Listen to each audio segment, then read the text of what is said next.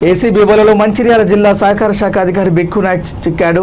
మంచిర్యాల జిల్లా కేంద్రంలోని ఇక్బాల్ అహ్మద్ నగర్లోని నివాసంలో 2 లక్షల రూపాయల లంచం తీసుకుంటూ అవినీతి నిరోధక శాఖకు రెడ్ హ్యాండెడ్గా పట్టుబడ్డాడు. సస్పెండ్ అయిన ఉద్యోగికి సంబంధించిన పెరిగిన వేతనాలు మంజూరు చేసే విషయంలో 7 లక్షల లంచం డిమాండ్ చేయగా మొదటి విడత 2 లక్షల రూపాయలు ఇచ్చే క్రమంలో ఏసీబీ అధికారులకు దొరికిపాడు.